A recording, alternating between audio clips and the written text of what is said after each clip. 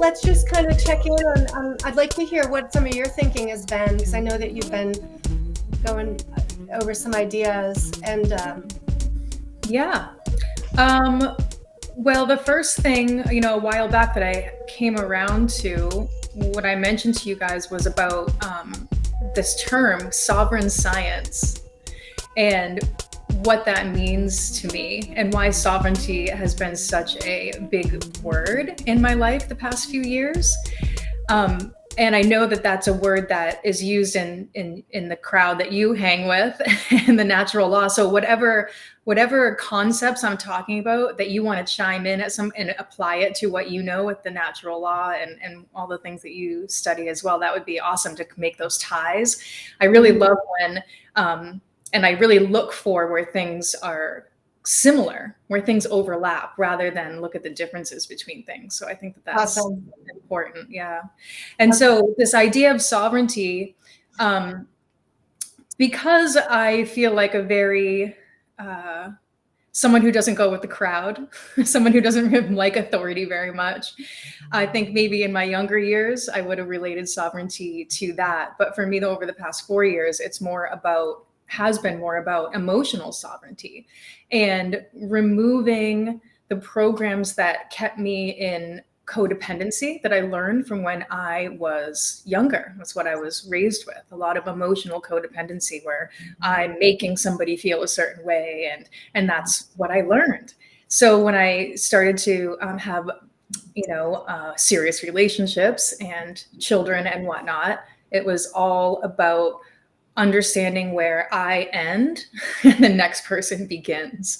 And this idea of taking back my sovereignty and being myself, and not being meshed in or thinking that I had to be like somebody else, even in these relationships that I was in, more serious relationships as I got older into my 30s and even 40s, these people I picked to be in my life were kind of wanting me to be them and not allowing me to be myself, right?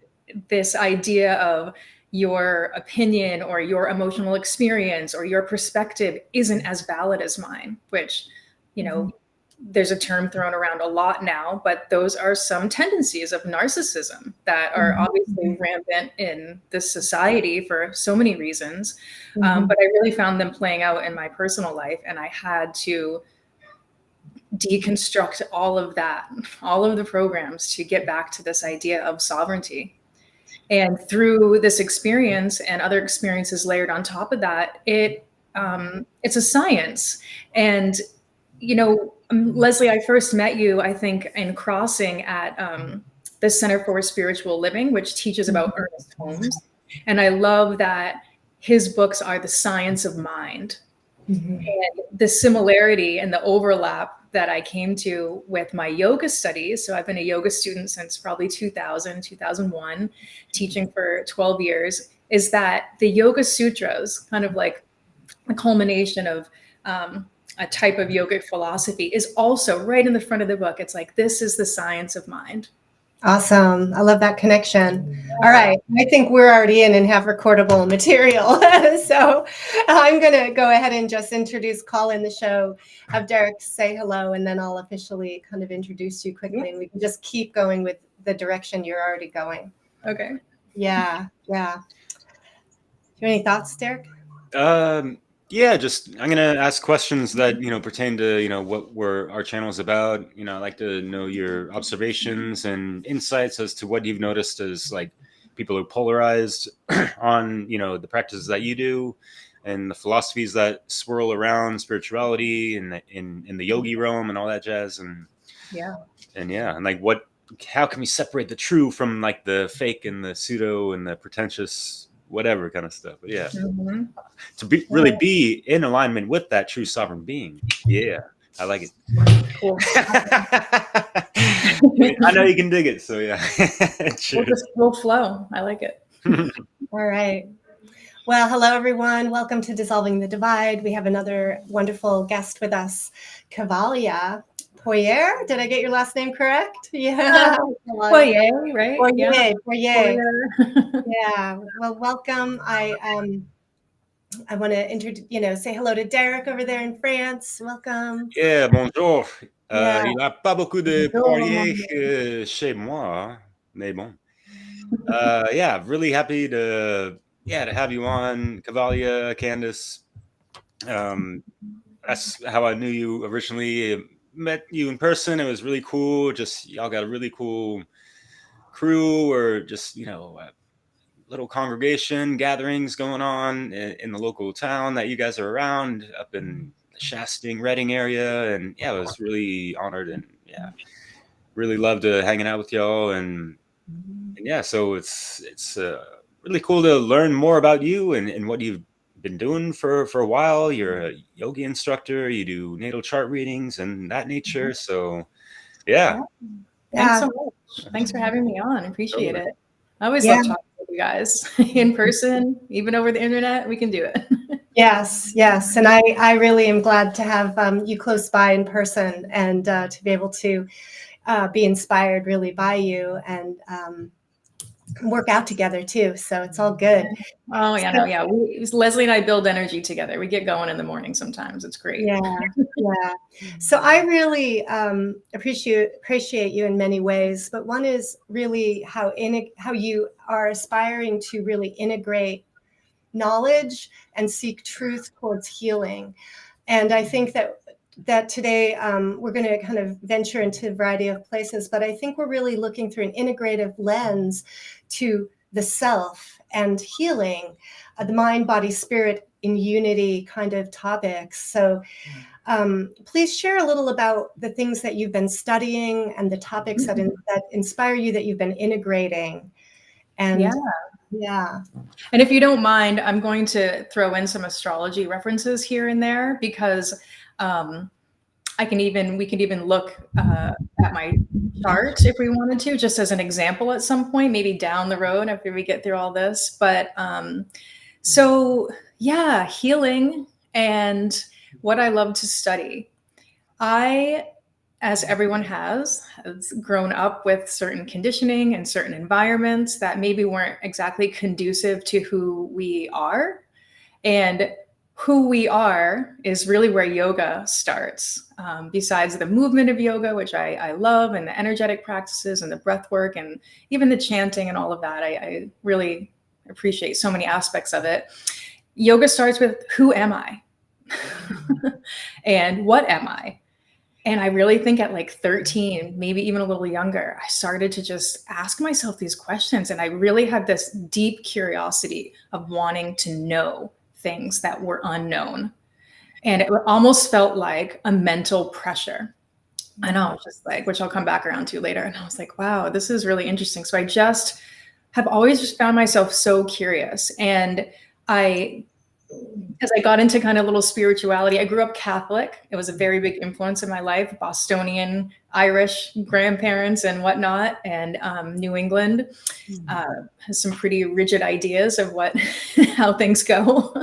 So I grew up Catholic, and by 16, I recognized, as I was supposed to make my confirmation to the Catholic Church, I had these words come over me. I am not confirming to something that I don't really believe in. And so I went a different path. I had a bunch of friends who were part of this Baptist youth group. And I started hanging out with these Baptists, and we would go to festivals and learn about things. And I just kept learning. And I had this curiosity in me. So when I got older, I think I bought this book called Zen Flesh, Zen Bones. And it was all cones of like, where you really had to contemplate, like, what are they talking about in these 4 lines? And that got me going and kind of led me to Buddhism. And I studied that, and I love the concepts, but it didn't do it for me. Then I realized that this yoga philosophy, so back in 2010, I started this yoga training, and my teachers were so wonderful and so experienced. I realized that this is the way I see things. The organization of the way that they talk about things, this works for me. So got into yoga, and that was a big piece in the yoga philosophy, and reading, understanding then the difference between the different philosophies, because there are different philosophies. There's the Samkhya understanding, where things are duality, and there's polarity and everything. And then there's more of the tantric view of oneness, and only looking to the oneness and only looking to that one pointed focus. So, right. And then I started to find all these different things. What I love to study about right now is Jungian psychology. And the type of astrology kind of is on that same wavelength as evolutionary astrology. So it's a deeper look at your soul's purpose, and even maybe into the past lives, and then into where your soul is going, with the idea we come in here as a unique blueprint and a unique energy, that our soul needs to work out things and balance things and overcome things from the past. So that's where a lot of study of astrology has led me into this evolutionary astrology. Right. Fascinating. You've talked about a concept you call sovereign science, and that this is, you can tap into the sacred sovereign science like through the study of self and the body, right? So how are you combining or integrating the yoga and the various yogic paths with the study of human design and astrology, evolutionary astrology? Because you have a unique process of how you where see they all overlap is that, you know, we each have a unique blueprint. And you know, part of yoga that I really follow is something called Kriya Yoga. And this is a little bit different than Paramahansa Yogananda's Kriya Yoga that people are probably very familiar with if they're in that world.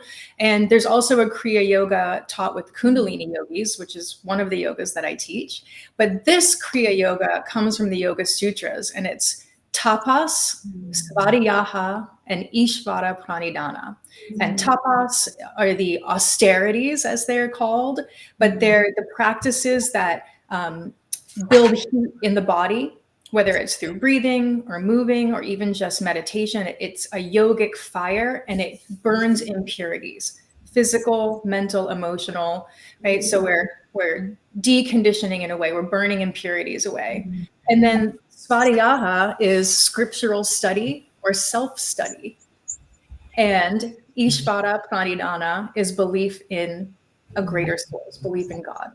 And so these three things are very personal to me. Of all that I've read, I just keep coming back to these three places. And astrology and human design, as you mentioned, human design is another way to read your natal birth information. I like it as well as a system. I really dig the organization of it, because you can visually see something and it gives you practical advice, right? Astrology is not always practical advice. You're going off what someone else says, unless you learn all the things and all the placements. So where they overlap is that human design and evolutionary astrology asks that you decondition from all of these outside programs, from programs given to us in our childhood, from our environment, from society.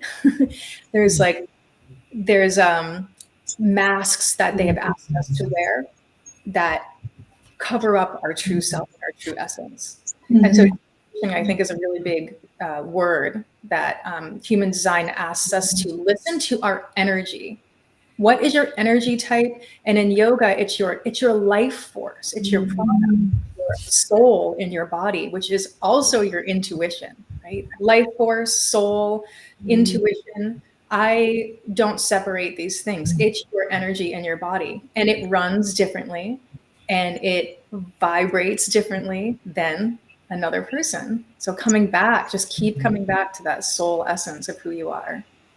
Yeah, beautiful. Do you have what are the steps, I guess, you know, someone stepping into these studies brand new, what are the steps of learning that you would recommend or advise?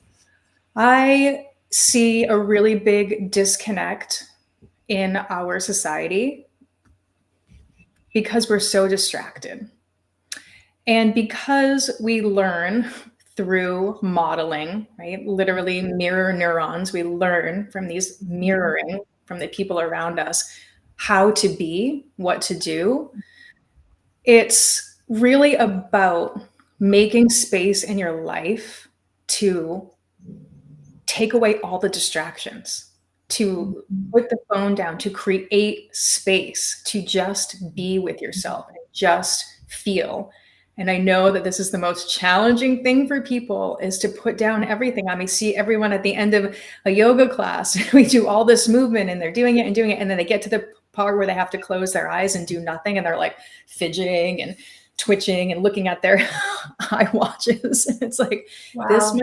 this might be the most challenging pose, to just Wow. create space, because the body, because we are that divinity in a body, right? There's always duality here. It's the law of polarity, or the law of opposites. We live in a binary world. Like, there's no doubt about it. We have an inner and an outer. But because we're inside the body, it's the body, from my perspective, that we need to work with in order to let that expression of ourselves come out. So practices in the body, right? Sitting, that might be the hardest one. So what can you do first? You can do some movement, and then you can try sitting and closing your eyes, meditating. One of my favorite practices that's beneficial in so many ways, there's so much out there on this now, is breath work, right? So you focus the mind to something, and then there's your ekagrata, your one point of reference. So you can follow your breath. Yoga Nidra is a great kind of starting point for people, especially maybe if they're on their way to go to sleep and they have some habits on their screen. You can let the mind follow. But practices that help you to create presence and really sit with whatever is in there. There's all kinds of feeling, there's all kinds of sensations in the body. Yes, but often people are running away from, or really, attempting to avoid. Right? Yeah. And even in that discomfort, there's a lot of knowing, right? Because we're in the body, like the body knows. Your body will speak to you. And I know it's not just me. I think everybody has their own gifts of like heightened sensitivities in ways, really in psychic different ways. I'm a feeler. I know some people visualize and they see things, but when you really start to decondition and all that extra stuff kind of goes away and you sit with yourself, like some of these gifts can really come up for you. So yeah, I just feel a lot. Yes. Pain is a teacher, but it'd be nice if people can avoid so much pain to learn the hard way every time. I mean, like it's 2024, y'all. Like, yeah. It's interesting how you mentioned that through the body that we can find ourselves spiritually, really. And so, we are this interesting combination of both material or physical beings and spiritual beings. And the spiritual is this kind of hard to hold on to or see or define. And so it seems counterintuitive to find spirit through the body. So I'd love to hear you share more about why that is so true and so important. Yeah, I kind of break it up a little differently when I talk to people about, we have a physical body, we have a mental body, we have an emotional body, and then we have the spiritual body. And in yoga, I like the way that they break up the spirit or the soul into kind of two different ways of talking about it, which is the Atma or the Jiva, which is your individual soul, your individual blueprint. And then there's the Paramatma, which is the overarching love, overarching energy that is everything. It's in everything. Everything that's animated with life is the Paramatma. And then we also have our individual Atma or Jiva, sometimes it's called. So yeah, and this is the point about astrology, and I heard years ago, and it stuck with me so much, is that you cannot actually separate yoga from astrology. And there's a few different ways. So when we come into this world, and yes, we have our DNA and our ancestral lineages that in human design, it actually shows us that, and then it shows us this. The second we came into this world and took our first breath, right? This is an important moment. At that moment, we're separated we'll go from one to two, our own self, and we take in oxygen. We take in prana for the first time on our own. But as we know, and we, maybe you've heard this before, that the music of the spheres, right? That the universe and the planetary bodies and the stars all have sound. They have music to them. You can go in the opposite direction with science and say, NASA has said that planet Neptune, right, vibrates at this frequency, however you want to look at it. When you come out and you take your first breath, you're getting imprinted with where those planetary bodies are at that moment, where the moon is, where the sun is. So so coming into that moment is pretty spectacular.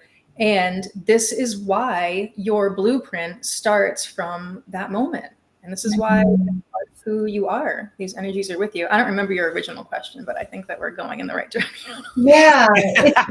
Well, we can get back to that in a second if you got it written down, Leslie. But just to tail off of that, I'm really interested as far as, through the world of, perspective lens of yogi and their teachings and all that yoga. Sorry. Obviously, it stems from India. Am I correct? Yeah. And they usually use the Vedic system. So how does that differ from, folks that are into yoga and they're using the tropical system? I know this is kind of a point of contention, and it's not really my specialty, but what I've come to understand generally is that Western astrology is based off a certain angle of the sun, which just changes everything a number of degrees rather than where things are in the sky. It's also called sky astrology. They're calling it now, like where things actually are in the sky. From our perspective here on Earth, it's different. It's different. It's a different angle. So generally, that's the difference between. So I would be a Pisces in Vedic astrology, and I can relate to that a bit because I actually have a Mercury in Pisces, which is why things come out of me kind of watery and a little like, a little illusional sometimes, not quite as direct as I might want them to be or somebody else wants them to be. But so I can relate to that Pisces energy, but I don't feel like I'm a Pisces. And this is where I kind of want to get into, like, this is where the experiments are. This is the science part of it, is we do these experiments.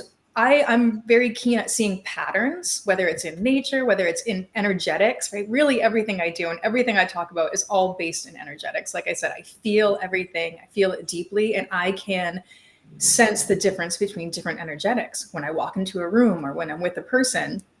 So the idea of that is, what was I going to say next? Oh no. So tapping into our blueprint. Tapping into, hold on, I want to go back to the science piece. That's what's important. Yeah, the science. Is we do these experiments. What works? This is what yoga asks us to do. Try doing this breath work for 30 days. Has something changed in your life? Do you feel different? Right? What is different? So do these experiments, and when you start to see patterns in things, and you take a bigger perspective, which is also what these practices, meditation or breath work, they can lift our awareness, our consciousness up to see kind of overarching. You can see what things work and what things don't, and that's part of the science of it. And you can do this. I thought of 3 things. I think these are important to kind of mention right now. Going back to like what it takes is, like, it takes curiosity. It takes a lot of it takes space. First of all, you got to give yourself space, but a lot of curiosity, especially if you're diving into things of like the pattern of, why does this keep showing up in my life like this? Why are these the same feeling of heartache? Why is this showing up again and again and again? When you go into those places, it does take curiosity. It takes compassion for yourself. It takes courage. And it also takes connection. Mm-hmm. And that's really why I named my business Co-Create Vitality, is like, we need to have connection. We need to do this together. It's you creating with source, with God. It's you creating with the people around you. Like, you guys have helped me so much, Leslie. I was going through such a rough time, and I had at least like someone I could be like, blah. Like, I don't even know where this is, but I just need to reflect and mirror with you a little bit, and that's keeping grounding, and it can just, it can bring us back to like, everything's going to be okay. Yes, yes. And the type of kind of presence with another person is that mirroring back to yourself of your own validation, right? And your own value, I think. And I do think that that is also part of this, is valuing your own like core self and being curious to discover it, what's unique in you and how you tick. Yeah, I love that. Really giving yourself space, being curious about yourself, slowing down enough to go inward and listen deeply. And that's something you had mentioned about this deep listening and intuitive understanding. You get to a place where you can listen to your own life force, and you can hear what it wants, where you're supposed to go, rather than the mind. And that's another place of overlap that I want to really hone in on, is that human design and yoga, especially, we can include astrology in there, ask you to drop out of your mind, out of your thinking, right? If your mind, if you consider this metaphor, I don't love to use mechanical metaphors for the body, but if the mind were a computer that's programmable, right? We literally have been programmed, and we can take a look. Is that program serving me? Is that really who I am? Or is that just the thinking, or me just mirroring what's outside of me over and over again? We can just keep coming back to this idea. Is that really me? You are felt sense in your body. And if we can drop out of the thinking over and over, the thinking is not your authority, as we say in human design. Your authority is in the body, and it's a felt sense, and everybody feels it differently. But that is a very big idea. If there were a goal, right, that's the goal. Yes. And then what? When one starts to identify what's me, what's not me, what is my template, then that, I would imagine that could lead to people feeling like a bit, maybe even in a crisis or confused. What then? It's what people, we need each other for sure at that point. Yeah, I think it's a need to honor and, like you said, value ourselves. It's nice to be, we all want to be seen and we all want to be heard, but really valuing ourselves. And it's nice to have community, because they can show us our value when we forget. But it's also about reverence to really how beautiful and even horrible our whole life experience is. There is a full spectrum that we will go through. And what I recognize is that the worst that I've ever felt, and the deepest places I've ever gone to kind of uproot really hurt and traumatic stuff that was stuck in me, I feel like, not only in those moments did I feel the most connected to source, but inevitably I was then able to, the pendulum to swing, and I was able to feel like higher highs. And so when we find ourselves in those places, it's knowing that it's for a purpose. And it's not new age positive thinking. Don't, oh, I'm sad. Like, just think positively. Like, that's bypassing, that's avoidance. That is the exact opposite of what I stand for and what I want to teach and bring. But it is a recognizing that it's for a purpose, right? Pluto is wherever it is in your chart. It's going to show you where there might be a lot of change, a lot of death, and a lot of rebirth in your life. And it's going to break things down, and but it's for the purpose. It's for the purpose of your true soul path, for your true, right, direction. Yes.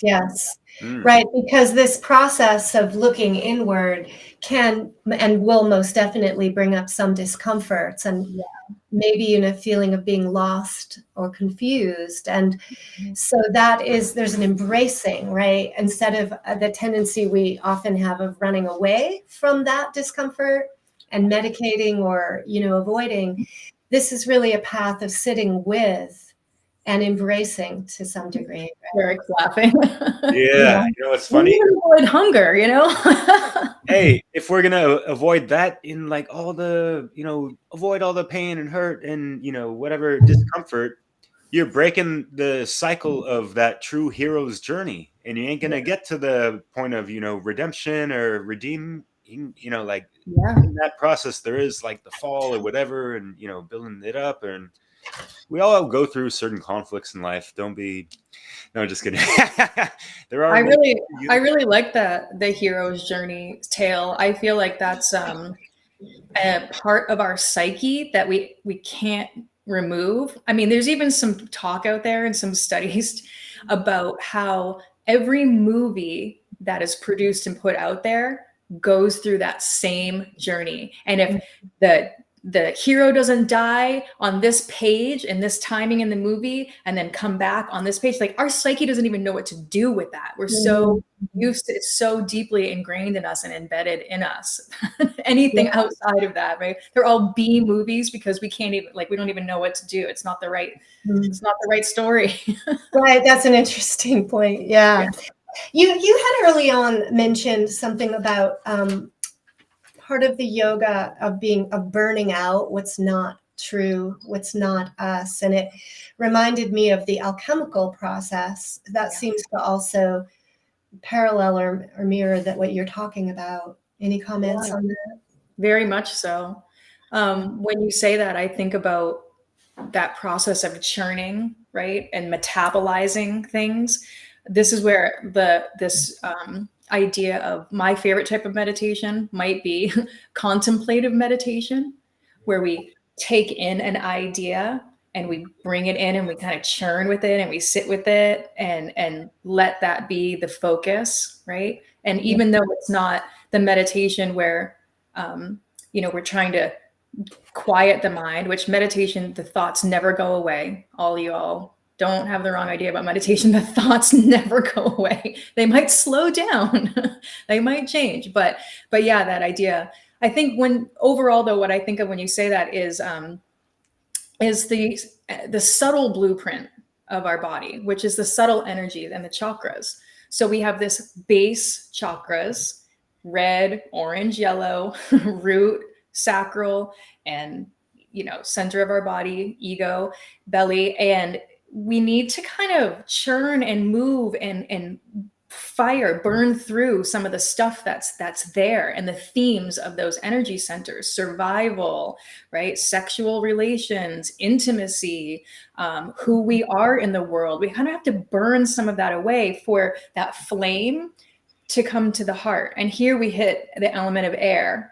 And then from air, right, we get lighter, we have a voice, and our voice is speaking from the heart. And then we burn some more stuff and we see from a higher perspective, and then we share from that perspective. And when we really open ourselves up, and it's not like this process isn't happening all the time, but that would be called the liberating current from the ground up, that kind of alchemical process. And then there's the manifesting current, which is right from down. And we have the divine inspiration, and we think about it, and we contemplate about it, and then it comes out, and then we bring it into the heart, and we can really gain perspective, and like, where are we coming from? What is our motive? What's our intention? And then we start to bring it out into the world.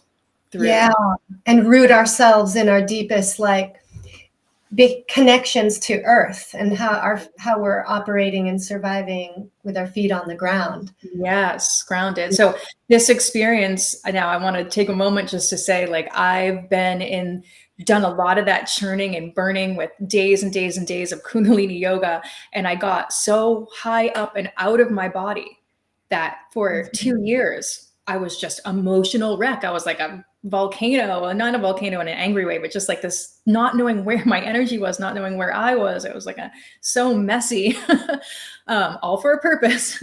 And when I started to do the practices in the body, I truly did a year of CrossFit, right? Which is this very heavy resistance in the body to ground myself, to begin that process of, okay, what did I learn? And then how can I come really back? And if I had not known to find that balance for myself, I would not be here talking to you right now. I would still be up here somewhere. Damn, super airy fairy, yeah. I want to ask you a question because this actually came to mind a couple weeks ago or something like that in regards to, yeah, like you really sparked that idea when talking about that, the flaming energies of the, fiery belly from within, rising to the heart chakra from the solar plexus, and is, with that whole I am identity and stuff. I know that might be more the sacral, but at the same time, like there is a purpose that it's like the umbilical cord, our belly button. That's like right there in the center of that. What's the significance of that? You think? I'm so glad you're asking that, and I'm seeing a belly button now in your mandala.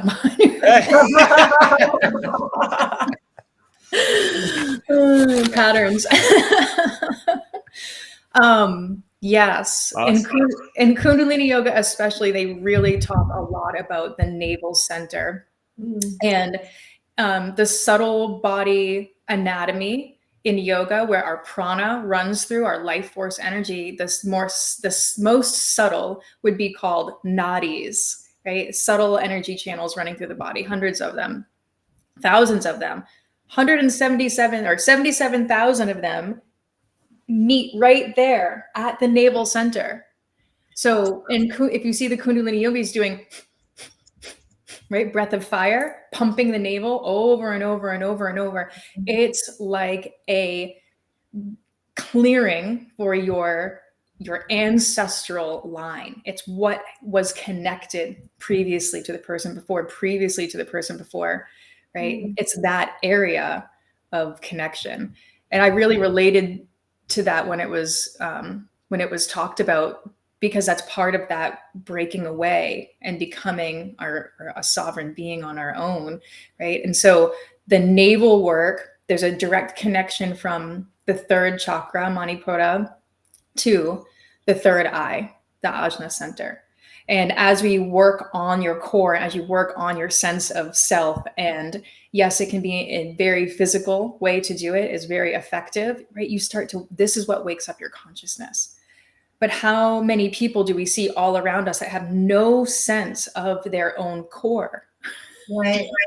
No sense of like their belly or like, yeah, it's very interesting. Yeah, that's really cool. Does that answer your question? Yeah. Yeah. It seems intuitively, Derek, like you recognize how powerful that is. Yeah.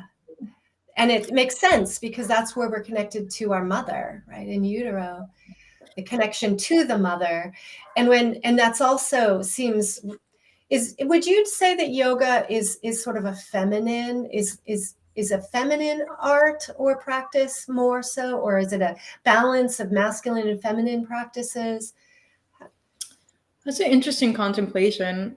And I think I want to answer it in a couple different ways. So when we balance the masculine and feminine within ourselves, right? We have both of those energies. It's not a gender thing, but an energetic thing. The yin and the yang, the left feminine and right masculine. Even just bringing the palms together is kind of an honor to that, right? But as we breathe, there's a breath work called alternate nostril breathing, where you're breathing through the left nostril and kind of stimulating that lunar, feminine, passive side of you, and then balancing also the solar, the active, the masculine side. And so that's a really nice practice to bring that balance. And yoga, right? Yoga, there's this like word yoga that we think we know what it is. And we see lots of pictures of it and we think, oh yes, that's yoga. But one of my favorite things to remind people of is like, I do a lot of movement yoga, and then we stop and we be still. And I just say, the yoga is still happening in this moment.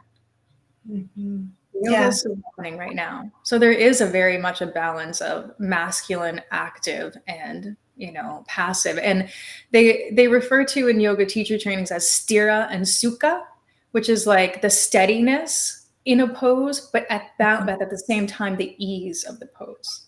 Yes. And how can we find both? Yes, sort of the release and the receptive aspect, and also the directed, very linear kind of proper way of doing a pose, for example, Yeah, and not even just proper. It's like when we align the body in a certain way, which of course is going to mean the bones, which of course is going to mean the fascia, because that's what keeps our bones connected. When we align in a certain way, our prana can then move freely. And that's what the idea is. So we make a different shape to activate, right, a different type of energy in our bodies. Yeah. So you had talked about this science, the sovereign science, and this process of self-observation, and possibly doing some little experiments with oneself to learn about what works for our individual template. And then there's so much complexity. There's so many options within the yoga tradition in terms of it's like diagnosis and then prescription almost. And that seems very complex. So can you share a little bit more about, this way of approaching yoga versus maybe what's going on typically? And yeah.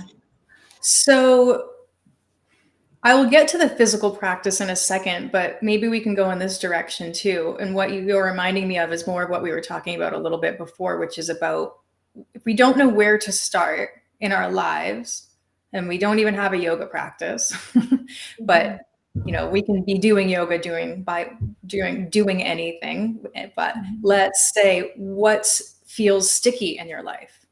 Where is the friction showing up?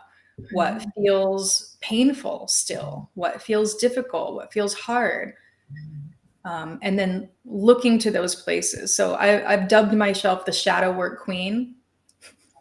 Awesome. I do the hard work because that's where I've recognized in the experiments that I have the most change, and I become softer, and I become more loving, and I become more compassionate and more myself, is like going into the hardest places, the darkest places, the places of trauma, the places that keep showing up over and over. And,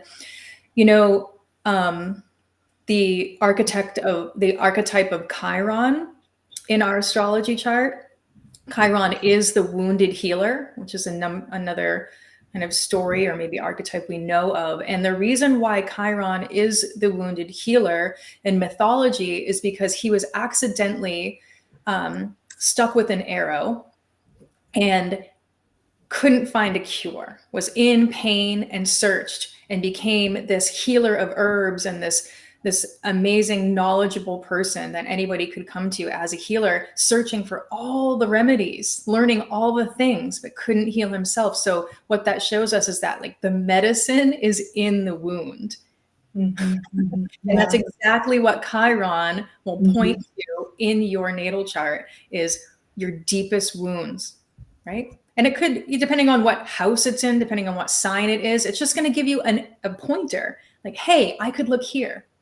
Right? I could look there. Am I having issues in that? Is that, oh, wait, I was totally avoiding that. That is the hardest thing for me. And this is how it's showing up.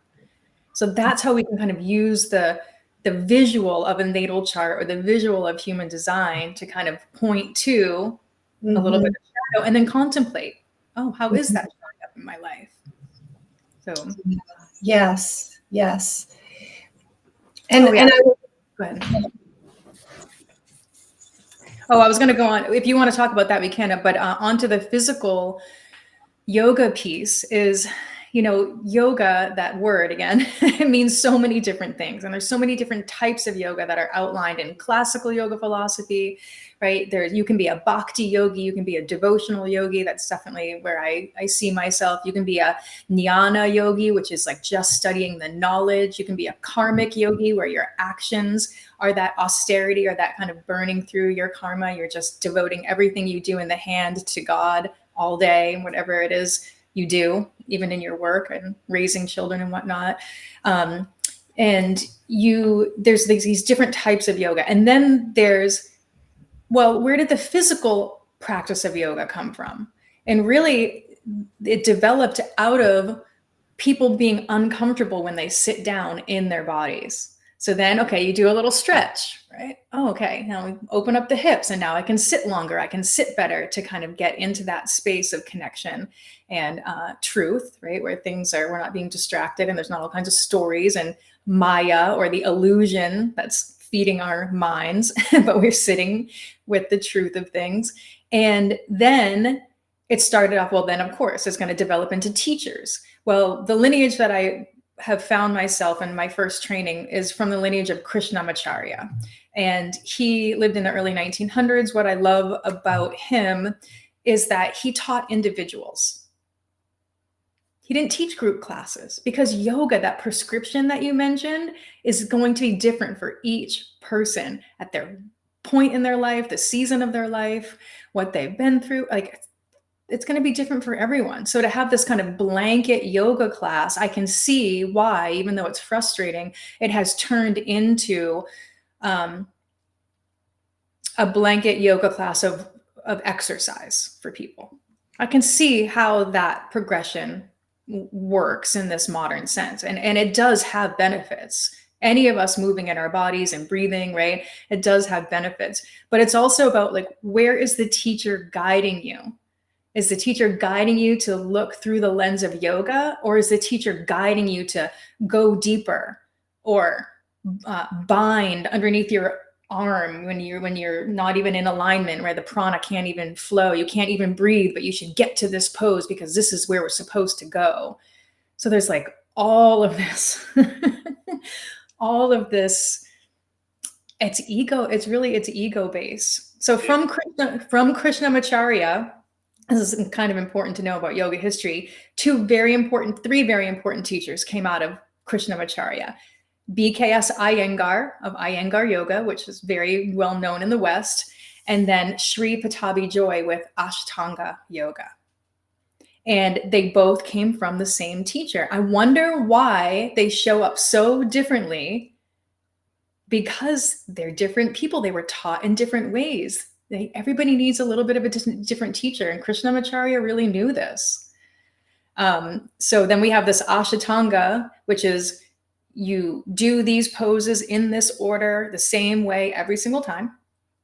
Or there's Iyengar, where you are not flowing at all. You do the pose, you let the breath be whatever it is. Ashtanga, very controlled breath. Iyengar, breath is what it is. We put our body into a position and we let the natural energy flow, right? Very different ideas. They all came from the same teacher.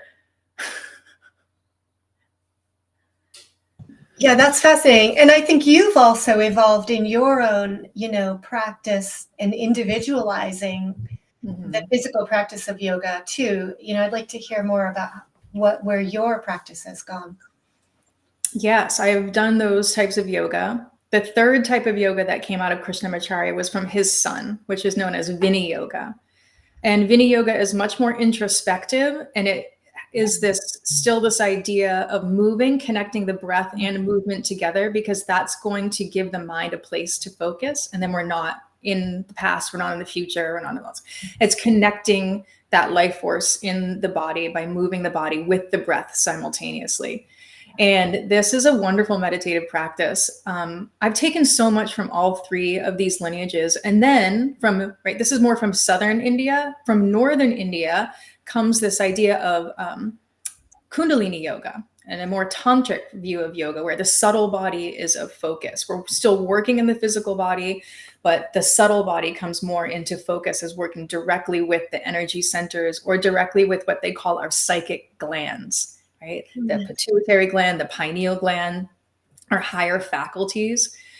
And I always come back to this kind of, think of it as like the base of a pyramid. There's the physical piece, the mental piece, the emotional piece, and the spiritual. And if we can do a little bit of work in each of those base, the foundation, right, to get us to wherever we think we need to go at the top.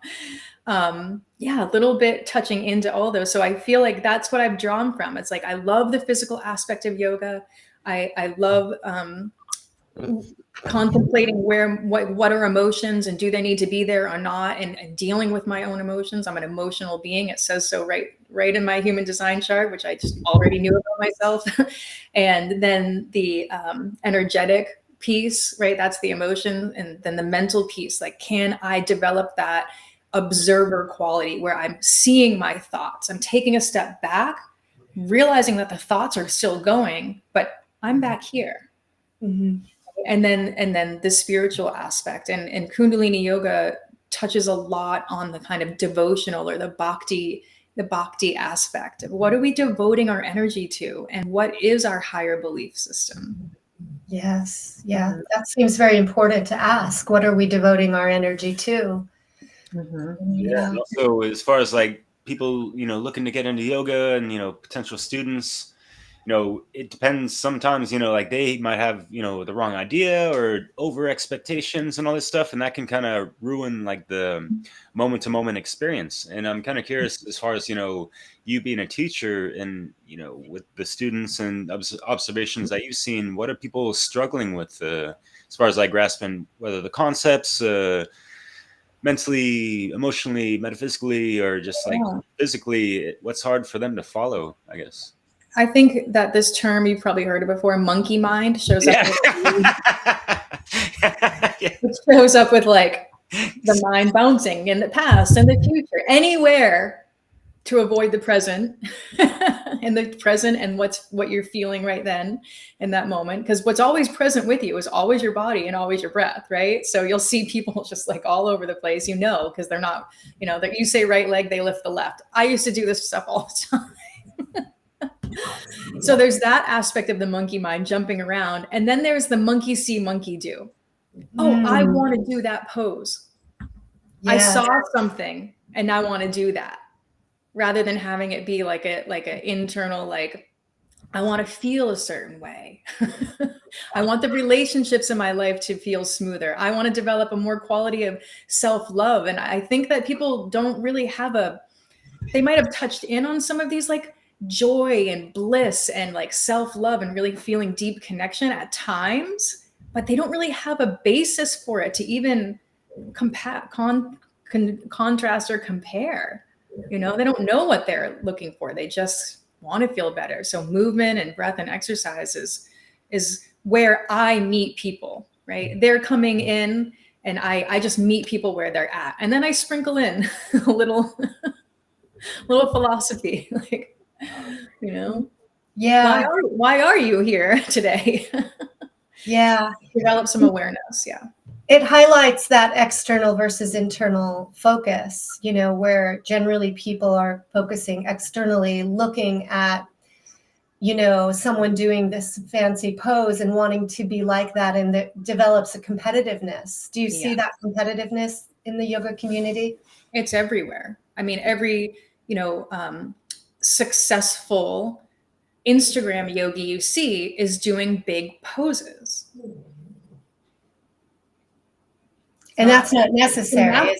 It's not necessarily yoga. It's beautiful. I love long lines. I grew up as a ballerina. Like, I love the long lines. I love the aesthetic of it. I just know that just because you can do a deep back bend doesn't mean your heart's open. Yeah. It brings up this idea. I think some people maybe with physical disabilities or people who are aging and, not as spry or flexible may say, well, I can't do yoga, right? Yeah. And so that's a fallacy.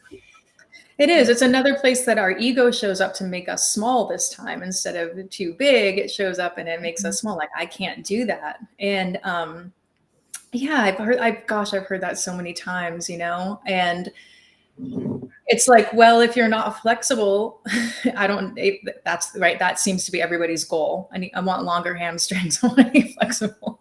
Well, then maybe work towards that. So then just stay with that. Go into the wound, right? You're going to go into the place that is uncomfortable. Yes. Another type of yoga that I do that feels more accessible for people. Kundalini is very demanding physically. There are more meditative practices, absolutely. but I work more with the fascia and this idea of our connective tissue and not just a muscular or visual practice, but that we really develop the qualities of the tissue, that one tissue that connects every piece of our body, from the eyes to the skin, layers of the skin to tendons and ligaments are all fascia. It separates every organ, it separates every muscle fiber even is all encased in this fascia of different textures, the thickest being the Achilles and the plantar fascia of the foot. But these are pathways of communication in the body. And when we don't move in a variety of ways, we get stuck. Our connective tissue, that's a crystalline structure. It's like a helix type of structure. It gets very rigid and it doesn't move. But if you do repetitive movements and you get that glide going, you get that hydration, they call it, in between the tissues. There's hyaluronic acid in between the tissues. You get the glide going. And then you free up your range of motion and your mobility, but it frees up your the receptors that are in the fascia. So you have a deeper sense of proprioception, where your body is in space. And then you have a deeper sense of interoception, which again, that's where I really find that my gift is feeling, sensing inside the body. 50% of the receptors that we have in our body are for feather light touch or less. But everybody wants that deep tissue massage. So this type of yoga, I feel, it's slower, it's more methodical. It brings a really nice wave of calm over you. It drops you right into your parasympathetic nervous system, because some of the receptors that we're working with directly in the fascial tissue, they're called the Ruffini endings. They regulate your autonomic nervous system. It's a felt sense. It feels different than other yoga. And because it's more accessible, I think there's a yoga out there for everyone. I do. I really think, I I call it now the fascial focus. I focus on the fascia. Yes. Do you see a connection between a rigid body and a rigid mind? Can you increase flexibility in one by working on the other? Yeah. Yes. From just me seeing patterns and reading people's bodies, really, that's what I do now for the past 12 years. I see people, how they move and sometimes how they think. And there can be a lot of rigidity in the mind. And that often translates. Not always, though. I can't fully subscribe to this. It's not black and white or wwhatever, right? Yeah, it's really not. It will show up in different ways. Because I'm thinking of someone right now who is very open in their tissues, right? Doesn't have a lot of stability, but the rigidity of the mind is there still. So that just shows me that the programs are embedded. So they're called samskaras in yoga. You can think of drawing a stick from say a little creek. If you were to kind of carve out and the water starts to flow, the deeper you carve, the more times you think that same thought, the more time you do that same pattern, the more water is going to flow that way. Yes. Samskaras.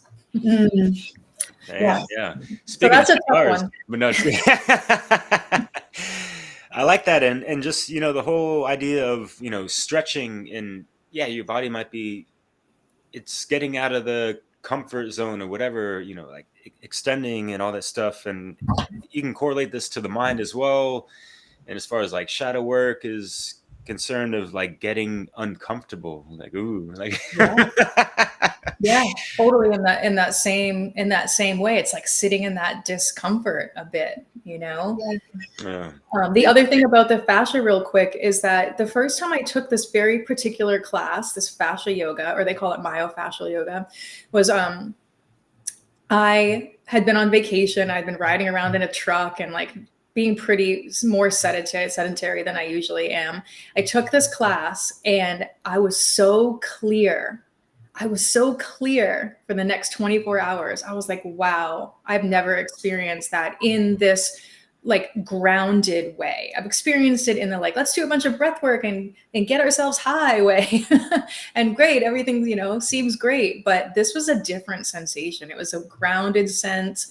And so I did, you know, doing these experiments, like this is the type of yoga that does, I really see that connection between opening those pathways, because it's our nervous system is embedded inside the fascia. It holds all of our systems of the body. So when we work with that, it clears that communication, the two types, right? From the CEO, from the brain, the physical, like working brain, not even just the mind, to the body, and from the body to the back up to the brain. It just really clears those channels. Yeah. You know, there's something that, you know, I've learned partly from you and I've heard from other places, because I had like, you know, hip surgeries. I had arthritis in my hips. Mm-hmm. I was super tight and like my mobility was very restricted. I had surgery and I've been, you know, building back my mobility, but still frustrated a bit with that. And what I've gathered is that it's not just about stretching, right? It's not just about, you know, length, and, you know, there's an aspect of also muscle building, or, you know, that, and also the bouncing. So can you explain a little bit about that, right? Yeah. So it's the stability, I think, that gets overlooked a lot in regular yoga practices. Not that we're not building strength, we are, but there are smaller muscles closer to the bones known as the stability muscles.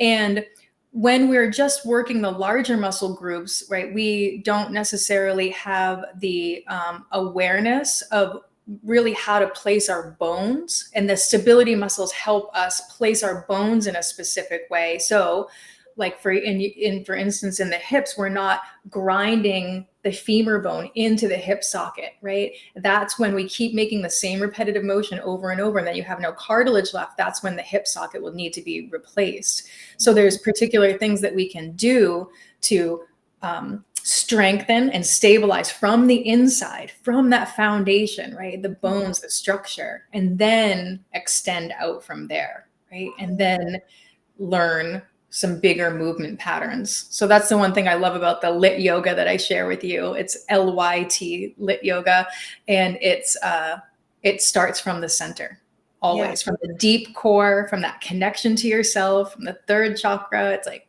there you are, and now let's start. We'll progressively move in bigger movement patterns. Yes, it's methodical, and there is a science to that. Yeah. Yes. And that's why I think that, you know, to fully answer your question from earlier, that's where I've been drawn to, is like, where does the sports science overlap now with the yoga practice, and what can we glean from that? Mm-hmm. And where does it overlap, where our practice becomes safer and more sustainable over a long period of time? Because we can do those sitting forward folds over and over and over again until, you know, for 50 years, but we're going to lose all of the stability of the layers and layers and layers of connective tissue in our sacrum and our low back. We're probably going to have back issues. We can sit and do forward folds all day to lengthen our hamstrings, to stretch our hamstrings, but you're not going to be able to run very well, because you need that natural tension. You need that, the hamstrings propel us forward. Right. So there's this natural tension in the body that in yoga, we get this idea that like, I need to be longer. I need to stretch. I need to become a contortionist or a ballerina. And like, let me tell you, that is not the healthiest thing for the body. Mm-hmm. It's about keeping some tension to be able to move well and move in any direction we want to move in. I only do yoga so I can dance. Right. So what are the very physical, you know, risks of overdoing the stretching yoga, you know, the same routines over and over again? What can happen to the body? Well, repetitive stress injury is a term that's been used in the sports science world, is when you're doing that same motion over and over. The most common repetitive stress injury in yoga is going to be at the rotator cuff, because you're asked to go in that vinyasa flow, right? From high plank to low plank. Men usually are a bit stronger in the upper body, and they might not be as affected, but many women are just not, we don't have that natural build, and the shoulder starts to tip forward. Usually it's an imbalance. It's often one side, but you're starting to pull then on these tendons connected to the muscles of the rotator cuff, 4 of them, that 3 of them wrap around the front of the humerus here. And the more you do that, the more you're going to micro tears, little tears over and over and over again, until you learn to put the bones in the right place and lower down. Yeah. That includes downward dog position too, right? All that. Yeah, that's part of that vinyasa. Yeah, you go from high plank to low plank to a little back bend of some sort, and then to downward dog. Yeah. So there's places in there. And the other most common injury is another pulling on a tendon. It's the insertion of the hamstring way up high at the top of the femur bone, right below like underneath the buttocks, basically. And when you pull on that, say in triangle pose, it's a pose I don't even really teach anymore. Like once in a while I will, in a very specific way, because the way that the hips are angled and the whole thing, it pulls on that biceps femoris tendon. And I have this injury from going into this pose so deep. So there's this thing that we start to develop when we start to move in our body, that the sensation is good for me. And that is not necessarily true. That sensation that you might be feeling in the moment is the next day could be super painful inflammation because you've done that micro tear to a tendon or to a ligament.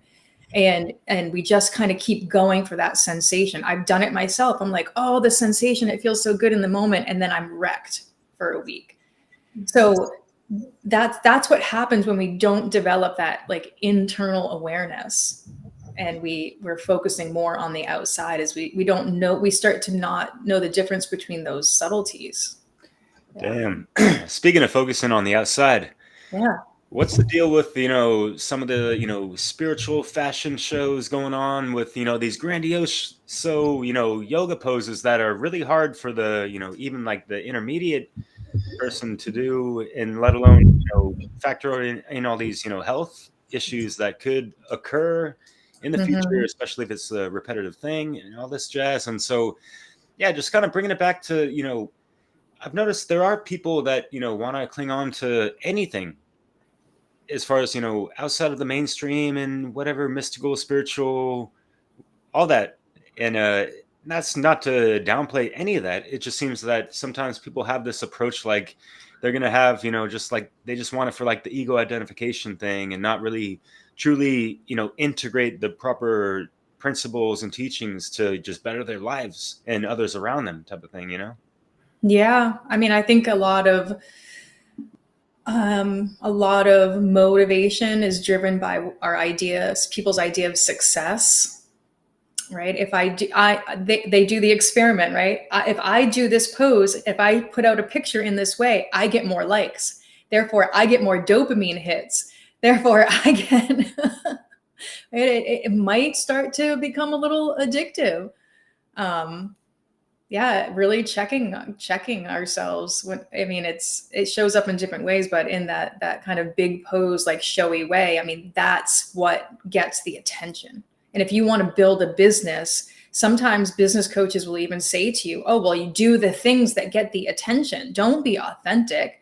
Be authentic after you do the things that get people's attention. And I would say that Instagram, being a very, and it started off as an image, a picture-based share, right? You're sharing pictures. And I totally get how that can misconstrue into that, because people like to look at nice things. I think we all have a ease on the eyes, right? So it's pretty complicated to get into, but a lot of that can be very ego driven, and we just keep doing the same thing because it's what feeds that kind of dopamine hit and that cycle. And I think it also creates more division between the kind of experts and the advanced yogis from the average person that may feel that that's unattainable, and that's the goal even. to achieve. And I think what you're really saying is that's not, doing some fancy, difficult pose isn't the goal. Yeah. The most advanced yogis I know aren't even on any social media or barely, right? Yeah. That's the advanced yogi. Yes. Yes. Yeah. And it's a way to, also like remind people to come back again to themselves and set their own goals and markers based on their own, where you start, right? Because we are all starting from different places. And that's why I think that learning even just basic human design or astrology about yourself, say your top 3, right? Sun, moon, rising, or in human design, you learn what energy type you are. And you can start with that. I can use myself as an example for a couple of reasons. One, because the only defined gate I have in my throat is the gate 16, which talks about skills.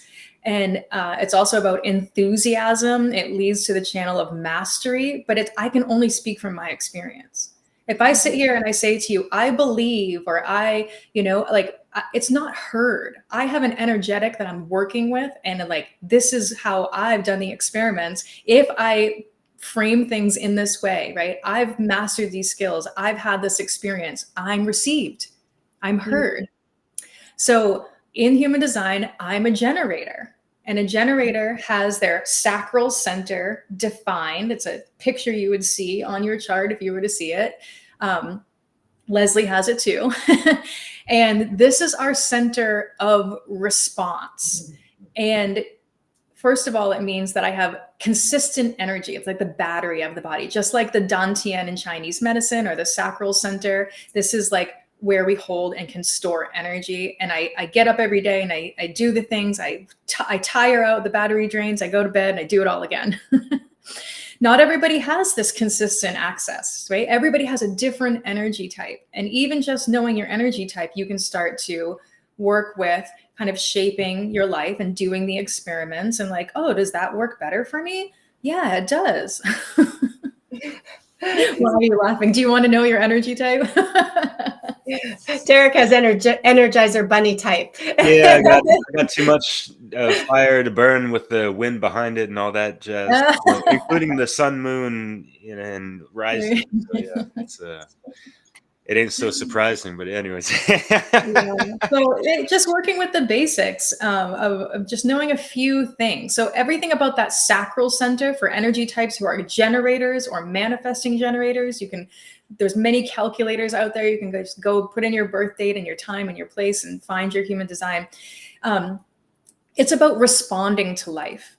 It's all about that gut feeling, which may show up not just in the gut, right? It could be a tingle in your cheeks. It could be every person feels their this place of intuition a little bit differently, but it's about responding to life. Like when I stopped the idea, we're all programmed like manifestors. Go out and get it, make it happen, start the things. When I stopped those tapes playing in my head and got back to I'm here to enjoy things. I'm here to spread that energy and that joy because that is part of the generator archetype.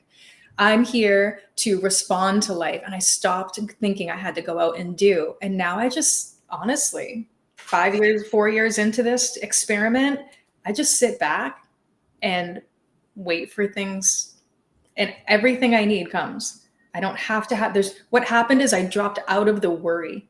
That anxiety, that mental tension is I just dropped out of the worry. And it didn't happen overnight, but I just kept doing the experiments. What happens if I wake up in the morning and I don't get up and do the things I have to do? I lay there and ask my body, ask my life force, what do you feel like doing right now? Yeah. And then it tells me, and it might be lay in bed for another 2 hours. Yeah. Yeah. Yeah, very different way of approaching our daily tasks. Yes. Yeah. Things will change. Yeah. Can you go ahead and just share in a brief way, the different human designs, the general categories and energy type? Sure. Yeah, because I do think it's a super important point you're making about, we see someone who operates a certain way, and they say, do this, this is the way you need to do it. But that's not the way everybody's designed to do it. Yeah. You know? So how do we need to figure out what we're kind doing? of the same way in yoga, right? It's like the teacher who says guide you to yourself rather than the teacher that just guides the whole class, or like the business coach that says this is what you need to do, right? Our individual energy is going to make that a bit different. So there's generators. Generators are and this includes manifesting generators because they just have a little bit of a different energy, but this is about 70% of people. We are the builders. We are the actual energy that it takes to get things done, to build foundations and things like that's that type of energy. For people without sacral centers, which is projectors, would be the next, maybe like 25 or so, maybe a little bit more % of the population. They have an undefined, undefined sacral center. They don't have consistent energy to use. Whenever we have an open place in our chart, we're taking in the energy from the people around us. So projectors are going to take in that sacral energy and they're going to expand it outward. And so projectors are known for not working. I'm not even joking. It makes me laugh every time I say it. Projectors are not here to work. They're here to be interested in what they're interested in, to cultivate that, to build that. And then we call them in as kind of like, overseers or way showers or guiders. We call the projectors in to help guide our sacral energy because they see so well into people. Like generators see themselves really well. Projectors are not very good at seeing themselves, but they're great at seeing into situations or into other people. They're great at strategizing, creating like structure. Yeah, I see that in my son. Yeah, it's a different energy, right? Yes. The projectors I know, they don't necessarily get up in the morning. They're not like, they are the least of the morning people. So the next category would be manifestors, and they're about 8 or 9% of the population. They also do not have a defined sacral center. Manifestors are known as the ancient kings and queens. They kind of have that this is no hierarchy whatsoever, but I'm just kind of like, they're the leaders in a sense where they're really good at directing people, seeing what needs to be done, but in a bigger way. And manifestors are here to go out and get it. They are that initiating energy. They can, my partner is a manifestor. I just see him just directing, right? He, for most of the day, often, unless he has to, obviously they're going to work. He's more comfortable in 80% of his time being restful or doing something he loves to do. And 20% of the time, full on work, full on energy. And in that 80%, he's resting and then gaining energy to do that next big thing. And that's kind of the way that manifestors work. And then the last category would be a reflector. And a reflector is only 1% of the population, and they have no defined centers whatsoever. I'll just say quickly, the manifestor's energy is centered around the throat. They are the physical manifestors. They speak and it comes into existence. And reflectors have no definition. And that no definition, what that does for us, it'd be ideal if every community had a reflector, because they are like mirrors. They're barometer for the health of the community and the health of the environment that they're in and the people around them, because they're taking in energy in every area, all the themes, all the areas, they're taking it in and expanding it out. So depending on what they're around, they can be very clear mirrors for us to see what's going on. Yeah. So a community that has a good, balance of these different designs really is a stronger community. And we really do need each other's strengths and can work together. Yeah. Yeah. And allow ourselves to allow other people to be in their strengths too. We all want to be the leader. Well, that's probably not going to work. And it also it takes away the judgment, say, of someone who has a design that appears to be less go-getter like, you know. And you know, I think our culture, our society has this very strict, you know, definition of what is productivity, what is, you know, success. People, I talked to a lot of people who feel very guilty when they are in downtime, and if they're not feeling productive in the kind of mainstream way, you know, there's a sense of something, I'm not being a good person, I'm not productive, I need to change. And this whole conversation about design makes me think of things very differently. And this 9 to 5, 40-hour work week, this external kind of production mentality is very,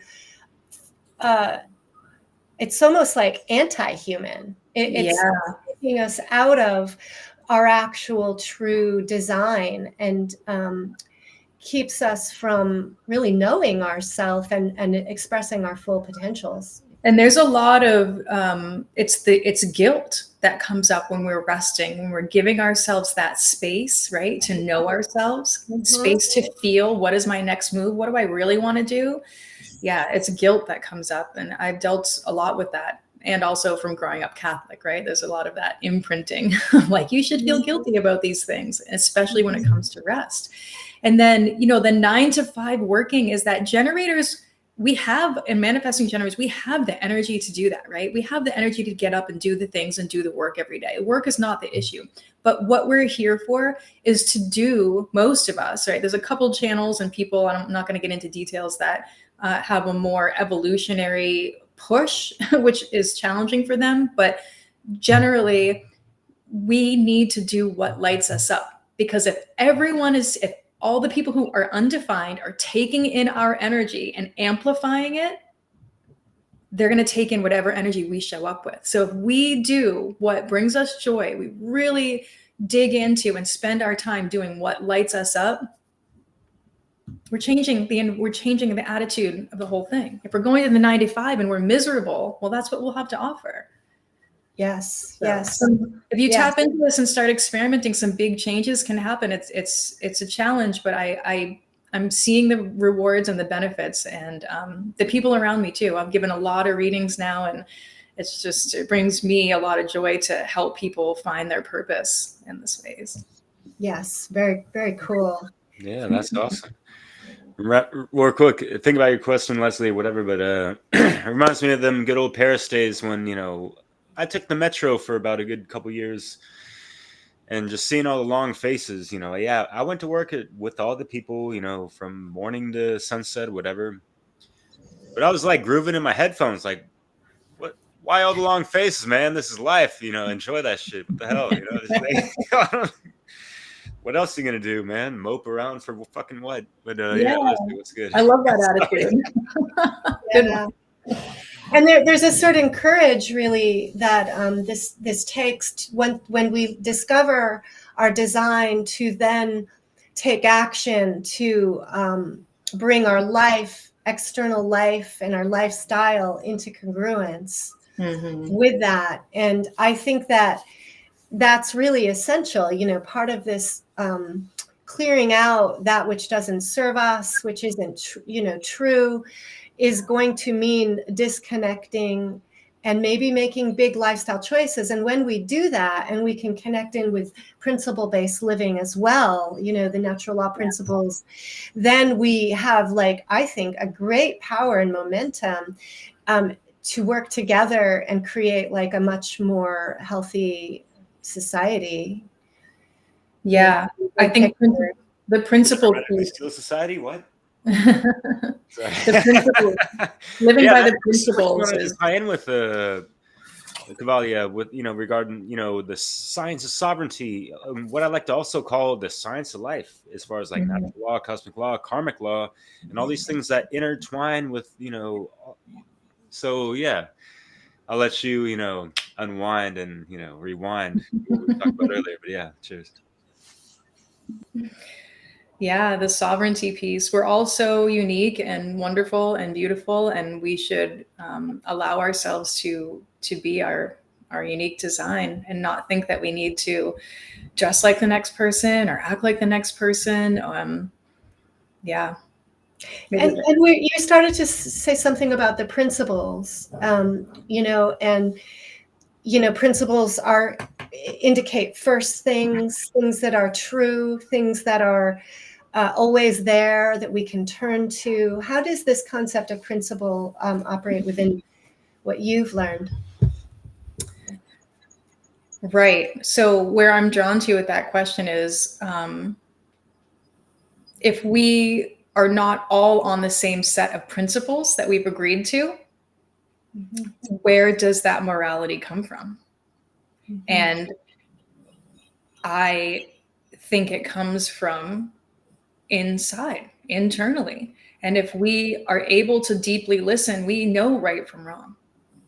But if we don't leave ourselves any space, if we're constantly distracted and there's so much information, and I am an information whore, like, trust me, but I also then leave time and space to unwind from that and check myself. Is that what I really believe?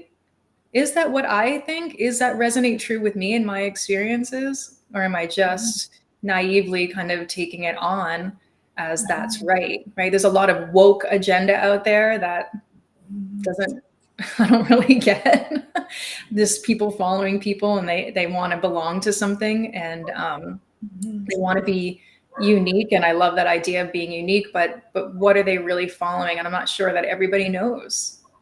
Yeah. It's this idea that I've been contemplating a lot about, this bridge between the subjective and the objective. And I think that this conversation today is bringing up these two things: the subjective of going within, connecting in with your perceptions, your experience, your inner knowing, and yet also seeing that there are patterns, that there are truths that you tap into, you know, even just in the simple operation of our body. Yeah. So I think of that as developing our objective sense, because as we lift our consciousness up and we can see a bigger picture, we can see a broader thing happening than just looking at the bark of the tree. We see the forest, right? We have that ability to be objective. And because I keep drawing everything back to the personal and the inward, it's like, then we have the space to be objective about our own emotions. It's like, oh, it's coming up again. Yes. Okay. You don't have to believe that what your emotion says is true, right? Yes. Because you're able to see it, the forest for the trees.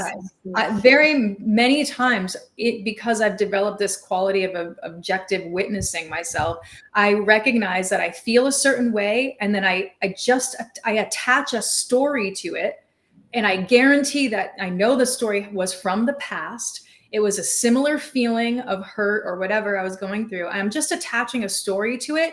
What that does, it just gives the mind more fuel to then fuel the same emotional chemical response, right? Hormonal response, the whole Negative thing. feedback loops, if it was a bad thing or whatever, right? Yeah. So if I drop the story and just feel the feel, it's a whole different experience. You're able to move through it more quickly and see it for what it is, which is just an experience that will also, like, this too shall pass. Yeah. So the observer nature is really important, to be able to see, be with, and offer like love even to those, discomforts, is an important part of the ability to, I guess, transcend it at the same time. Yeah. Mm-hmm. Yeah. Yes. Because the light, it's like shining the light of awareness into those places, like, opens it up. You can see. You can see. Yeah. As opposed to, if you don't see it, it'll still operate, but unconsciously in a sense. And so then you're entering into the interaction to the outside world from an unconscious place that you haven't fully witnessed or felt. Mm-hmm. And your specialty and working with this stuff with people and the way that they're relating to things in their life and the way they're relating to their own emotions, like everything we just talked about right? My book is all tattered because I've had it for so long. It's all in the Yoga Sutras. Really, it's like number 1, chitta vritti, or number 2, chitta vritti nirodha. It's like lessening the fluctuations of the mind. Coming to a place, you know, you have to lessen all the movement to kind of settle into a place where you can have a different perspective. Yeah. Or that true mind control, you know. We're not controlling our own minds. We're susceptible to other things controlling it. Yes. 100%. Yes. And that is a big part of yoga, is maintaining or developing that internal vision, that recognizing the mind control, right? That part of separating out what's me, what's not me, what's true, what's not true. And so much of that wisdom can be found by, you know, not just being in the head, but also noticing how the body is expressing. And like those stuck patterns, you know, maybe of like holding tension in your shoulders or your hips. And, you know, because there's, you know, likely an emotional or other type of a mental experience that led to that tightening, right? Yeah, I mean, I do refer to, and especially with people that I work with, I do refer to often Louise Hay's work of, you know, she will take any symptom or ailment that's showing up in the body. And what she did back in the 60s after curing her own cervical cancer is she sees or had got intuitive sense of the mental patterning around that dis-ease in the body, and then a positive affirmation to offset that. You know, there's all kinds of information about affirmations out there and if they work or if they don't work. But if we really sink into what the affirmation is saying and spend time with that, not just read it, not just surfacely read it, but like bring it in. Yeah, I know that there's some stuff to work with there, some contemplative meditation that can be very beneficial for people. And it reminds me of your interview with the German New Medicine. Yeah. I feel like that's kind of the same body of work in a sense, because you go to look up on their website like this ailment, and it will give the kind of mental thing that could be happening, mental emotional piece to it. Yeah, and then the science of mind with Ernest Holmes kind of connects in as well. I think that Louise Hay was influenced a bit by that as well, and but it's really goes so beyond the kind of superficial idea of manifestation, where you just, you know, think a thought or have a feeling, and magically things will align to it. Yeah, manifestation through the lens of human design is also interesting. Those manifestors with all that throat energy, they can speak it out loud and it will start to show up in their life. I do the experiments out there, manifestors. Yeah. Is that something to do with the power that then influences the people around them, so to speak? Do you think partly? Does it have to do with the power of the influence of their voice, of the people around them? Say that again. Yeah, you know, the energy that comes through the voice and the influence of that manifestor energy on others. I imagine that is part of that. Well, you're getting into a whole other 2-hour podcast on Yeah, totally. I mean, vibration and frequency and how the sounds really affect us and might even affect our environment, how sound creates matter, right? That's a whole thing. So yeah, they have so much power and energy there that I think that they probably absolutely influence the people around them to do things. But generators, their way to manifest is to feel. Right? And then there's even like specific manifesting and non-specific manifesting. And your human design chart, depending on your arrow pointing, it will tell you which one that maybe is best for you. It's all for contemplation. It's like, don't do something because somebody told you to. Let's get everyone in every way and everywhere, get rid of the dogma. Yes. It's like, that's not where we're going. We're in the age of Aquarius. We're left the Piscean teachers behind. And this is all about coming together and allowing ourselves to have new ideas and to the mutation and the newness to come about, and for us to sit with each other and be with each other and create communities where this new stuff will emerge. You know, we're at the very beginning of the age of Aquarius, which is all about humanity, friendship groups, technology, right? Ruled by Uranus, which is fast moving and breakthroughs. Yes. So Yeah. there's so much more, but I feel like I need to cut it off because I think you've come to a good place. I want to talk all day with you. Because there's so much. Yeah. And I think we can maybe circle back and expand on some of these topics more in a later interview. But I really. But speaking of circles, with your co-creative vitality and anything you want to share about that and your experiences through that and how people can, benefit through, going to you for your services. You do astral natal chart in soul blueprint Thank you for readings as well. mentioning that. Yeah, totally. You still got enough you need to do, So I hope by the end of this interview, it makes sense why that the term co-create vitality came about, right? This vitality, this life force in us, it is us. And that's my intention, is to co-create with people and help them know themselves better, know their intuition better, and then use their energy for things that are purposeful in this world and purposeful to them. And of course, you can do yoga with me anywhere locally in Northern California, which many of you might not be here. I like to do retreats. We have a retreat in September. It's for women, and it's in Northern California by Lassen. Amazing opportunity to do some of this deeper work with some beautiful facilitators out in the woods. And I always am available for human design and astrology readings. And I don't necessarily separate them. It's like I usually hone in on an intuitive purpose that will come up while I'm looking at people's charts. And I kind of combine the astrology and the human design together. So yeah, I'm always available for that. My website's co-createvitality.com. Great. Thank you so much, Kavalya.